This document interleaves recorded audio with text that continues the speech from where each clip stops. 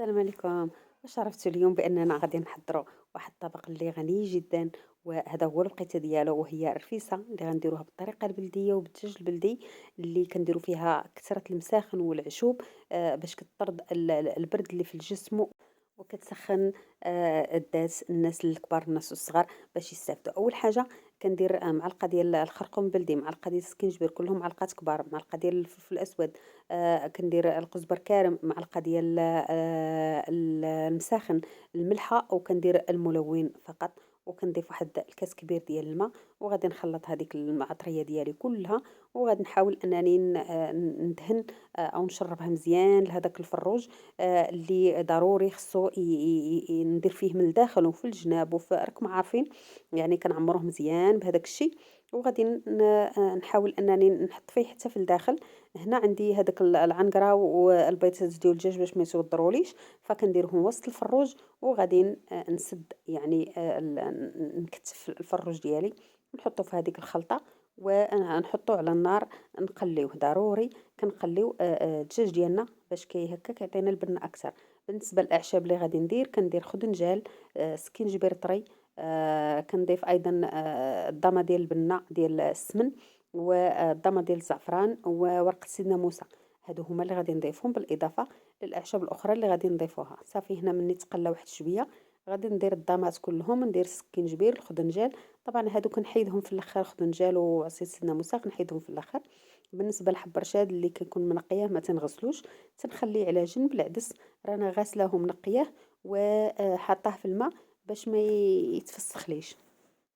بعد ما تقلى واحد شويه غنضيف عليه واحد 5 بصلات مشلضين و6 الفصوص ديال الثوم، وصافي، ونحرك واحد شويه ونخليه تقلى هذيك البصله طيح. من بعد غادي نضيف عليها الزيت العادي ونرويه بالماء غليان، ضروري الماء يكون غليان، ومنحاول ما نكبوش على الدجاجه باش الجلده ديالها ما تطرطقش. كنضيفوه على الجوانب وغادي نسد عليه ونخليه يطيب. ضروري الدجاج كيطيب بوحدو، لان الدجاج البلدي كيكون قاصح شويه، فكنخليه يطيب هو الأول واحد تلت ساعة ولا نص ساعة، عاد كنحل عليه وتبقى تنراقبو مرة مرة. كيما كتشوفوا غادي نديروه على الصدر ديالو ونسد عليه ونخليه لمدة ديال نص ساعة، ونحل نشوف واش طاب ولا مازال. هنا في هاد الأثناء أنا راه العجينة ديجا عجناها ومغطياها، غادي ناخدها دابا ترتاح، ومن بعد غادي ناخدها نقرصها، يعني قريصات صغار، باش هكا غادي نديرو التريد ديالنا. أهم حاجة في التريد وهي العجينة تكون يعني ما جارياش، وتكون مدلوكة مزيان، وتكون مرتاحة مزيان. من بعد قبل ما تخدميها ضروري كديري قريرصات بحال هكا وتخطيهم بالزيت وتخليهم يرتاحوا واحد شوية، باش هكا التريد كيكون مطيع معاك وما تيتقطعش، وفي نفس الوقت كيجيك رقيق بزاف وتيجي شفاف وما تيجيش غليظ من الجوانب. هادو هما الاسباب اللي كتخلي التريد ديالك ناجح، والرفيسه ديالك ما كتكونش معجنه وما كتكونش يعني الا كانوا الجوانب قاصحين ولا غلاظ ولا هذا، فغتحيديهم، ولا الا خليتيهم راه تتخلي ديك النضغه او العضه ديال العجينه ديال التريد ديال الرفيسه ملي كتاكلي كتحسي بحال كتاكلي في الخبز. اما الا درتي التريد رقيق فالرفيسه ديالك تتجي بنينه كتجي طريه. شوفوا انا الكريرسات صغيورين تنديرهم. غنكمل هاد الطاوه وندير طاوه اخرى مازال، وغادي نخلي هذه ترتاح. انا ما خليتهاش ارتاحت بزاف، على بال ما كملت الطاوه الثانيه بديت في هذه من القرصه الاولى كتكون ديجا ارتاحت، لان العجينه اول حاجه درتها هي العجينه، عجنتها وخليتها ترتاح، عاد مشيت كنصايب في الدجاج. كيف ما كتشوفوا كنحاول انني ما نضغطش عليها بزاف باش ما تقطعليش، وكتحاولي كتجبدي بحال هكا، لان العجينه واخده كفايتها في الراحه، وحتى لا تقطعات ماشي مشكل، لانك انت اصلا في الاصل غادي تزيدي تقطعيها، ولكن ماذا بينا ما تقطعش باش كتجي خدمه متوله ومقاده. كيف ما كتشوفوا كنحطها وكنحاول، ماشي كنحطها لا كنحطها فوق الطاوه.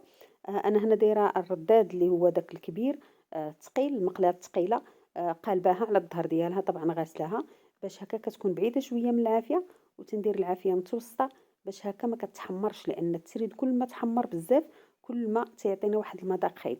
فالتريد اصلا في الاصل ديالو كيكون شفاف وابيض بحال الورقه ديال البسطيله، لكن حنا تنبغيو شويه معاه واحد الصفوريه شويه، كيف ما غادي تشوفوا الطريقه ديالو. كنحط الكريسه ديالي بعد ما قرصتها، وكنبدا كنجبد في الجوانب ديالها وكنسرحها مزيان باش ما تجينيش معجنة في الجناب. هذه مهمة جدا. الا جاك معجن وما كنتيش كتعرفيه وغصب عنك يعني جاك معجن، فحاولي تقطعيه بالمقص وتحيديه، ما ديريه ديريه في حاجة اخرى، لكن ما ديريهش في الرفيسة. نكمل الكريسات ديالي كلهم. شوفوا عيسى نسرح وغاديه معاها البرقه كتولي شفافه هنايا. من بعد ما كتنشف ما كتبقاش بيضه. شوفوا الحموريه ديالها، حاجه بسيطه يعني ماشي كثيره، وماشي ضروري كلهم يكونوا حمرين هكا. كاينه وحده تجي حمراء، وحده تبقى بيضاء، وحده عادي ماشي مشكل. لكن ما تحمروهاش بزاف وتقولي لا نديرو بحال مسمن باش يجيني زوين. بالعكس كيولي مذاقو بحال فيه الحراق.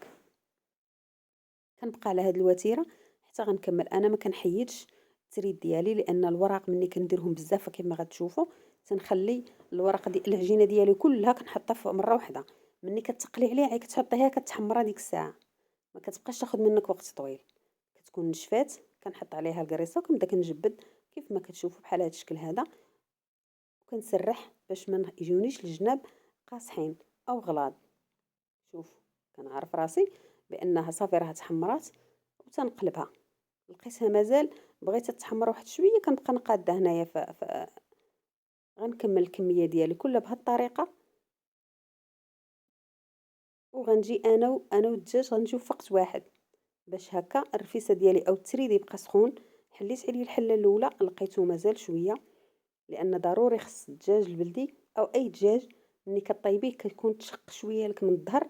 ملي كيتشق من الظهر كتعرفيه راه طاب. هنا غنسد عليه ونخليه يطيب مازال. ها هو دابا حليت عليه. ملي كيتشق هاد الشقه ديال الظهر عرفيه صافي راه طاب. يا اما كتهزيه تحمريه، يا اما كديري عليه داكشي اللي بغيتي ديري. انا هنا حيت العدس ديجا ناقعاه في الماء يعني غيحتاج مني واحد ربع ساعه فقط. غندير فحم برشاد ونضيف العدس، نضيف الثومه، نزيد العطريه، غندير البزار مساخن، قزبر كارم. تيجي رائع القزبر كارم في الرفيسه، جربوه وردوا عليا الخبر. غادي نملح لان دكسه لقيتها خاصه شويه، وغادي نزيد الروا مازال لان عندي رفيسه بزاف. وغادي نسد الكوكوط مع راس ديال الثومه وندير نص كاس ديال الزيت، وغادي نسد عليها واحد ربع ساعه فقط. كيف ما شفتوا التريد ديالي الكميه كلها ديال المسمن هنايا. كنحاول انني نشوفوا راه غير مصفراه غير في التصويره كيبان لكم لونه هكاك. صافي هنايا مني كملت غادي نقسم انا والوالده. هي غتبشش شويه وانا نبشش شويه. الناس اللي غتقول لك شنو هي تبشش، هي تقطعي التريد بهذا الشكل هذا. طريقتي انا باش كنسالي بسرعه كنحاول نفك 5 الورقات ولا 6 ونجمعهم بحال هذا الشكل هذا، ونبدا كنقطع مباشره باش هكا كنستغل الوقت وما نبقاش فتره طويله وانا كندير بالوحده بالوحده، لان الكميه كثيره. ودائما كنبريو حنا على الحاجه اللي كتسهل علينا الخدمه وتضيعش لينا الوقت. كيف ما كتشوفوا ضروري تفكوا ورقه على ورقه باش ما يبقاش لاصق ليكم ويجي معجن. ضروري تفكوه ورقه على ورقه اختها. بغيتي تخدمي بالورقه انت حره، بغيتي ديري 3 4 انت حره، بغيتي ديري اكثر انت حره، بغيتي تقطعي حتى بالمقص مزيان. ولكن حنا بغينا نديروها بلديه على وصولها، فضروري غادي نقطعوها كيف ما تشوفوا بسرعه كتكملي. انا راه 5 الورقات درتهم في مره واحده. الوالده حتى هي الله يعطيها صحيحتها راها كملات. هنايا دهنا بواحد نص كاس ديال الزيت الزيتون وغنبدا نسقي. كندير واحد 2 زلايف ديال لاصوص في القصريه في القاع ونضيف عليه التريد ديالي، ومن بعد غادي نسقيه. والثالثه غادي نسقي التسقيه الاخرى. هنا ما غاديش نحرك العجين نحرك التريد لا كيرون وممكن يعجن منك، فلا كنسقيه بهذه الطريقه. غادي نحط اللحيمات اللي قسم الله وندور عليها العدس وندير فوق الدجاج ونبدا كنسقي. التريد اللي كان الفوق طبعا لاصوص من التحت راه شبعان. بغيتو الرفيسه تجيكم لذيذه وبنينه هنايا غنحيد لك خدنجال وعصيت سيدنا موسى.